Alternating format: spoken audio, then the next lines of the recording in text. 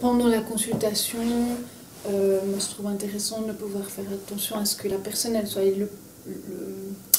le plus orientée en direction de la porte, son regard puisse visualiser la porte au cas où, parce qu'on voit que chez les personnes qui ont un TSA, elles ont quand même ce besoin de contrôle et ça évite qu'on doit contrôler chaque fois. Si quelqu'un arrive par surprise derrière nous, ça c'est vraiment pas agréable. À l'entrée dans la salle de consultation aussi, donc je pense que c'est le médecin qui vient amener le patient dans la salle de consultation, c'est souvent comme ça que ça se fait, que le médecin puisse vraiment dire vous pouvez vous asseoir ici, parce que dans une salle, il y aura plein de stimuli et tout, donc la personne atteinte de TSA, on ne sait pas sur quel détail elle va se focaliser, et puis hop, il ne faut pas qu'elle loupe la chaise, quoi. Donc c'est vraiment vous asseyez là, puis après on ira sur la table d'auscultation par exemple. Si on arrive à mettre la chaise par contre le plus possible contre un mur, c'est aussi plus rassurant, parce que de nouveau on a au moins une partie comme ça, on a moins besoin de contrôler l'environnement, donc ça c'est un petit plus si on peut le faire. Ouais. C'était plus protégé. Ouais. Exactement. Ouais. Je pense que c'est vraiment important de pouvoir expliciter à la personne ce qui va arriver. Après, attention aussi au nombre de consignes, parce que si on dit on va faire ça, puis ça, puis ça, puis ça, puis ça, puis ça, puis ça, la personne elle va retenir la dernière alternative, et puis ça peut poser problème.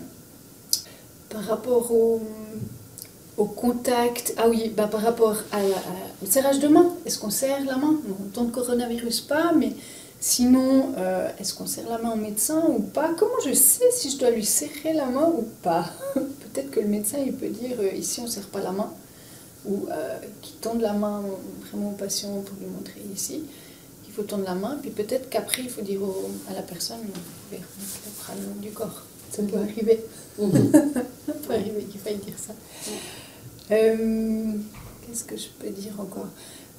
Dans le cas des prises de sang, ou même si le patient doit se déshabiller, c'est important de veiller à la température de notre corps versus la température du corps de la personne. Déjà, souvent de se déshabiller, c'est compliqué.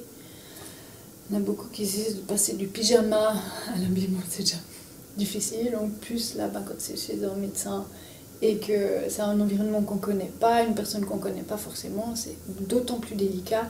Et la différence de température, elle peut être mal vécue, en fait.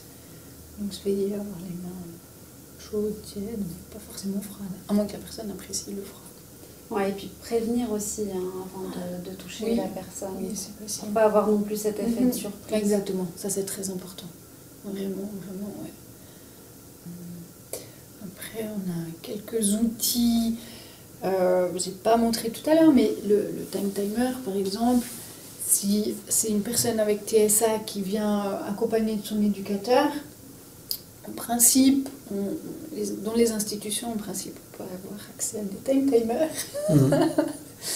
Donc voilà, là j'en ai un, il est un peu spécifique parce que j'avais besoin d'un time timer twist qui fasse 90 minutes, mais en général on trouve à 1 heure, et puis le cadran est rouge, on voit mieux le cadran suivant, on ne le voit pas super bien, mais voilà, moi j'avais besoin d'un spécifique, mais c'est important de pouvoir structurer au niveau du temps.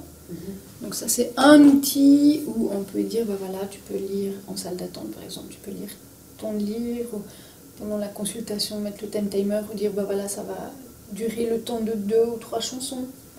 Si on n'a pas de time timer, on a tous en général un smartphone avec la musique dessus, donc ça peut être une bonne chose.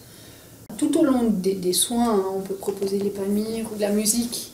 La musique va peut-être...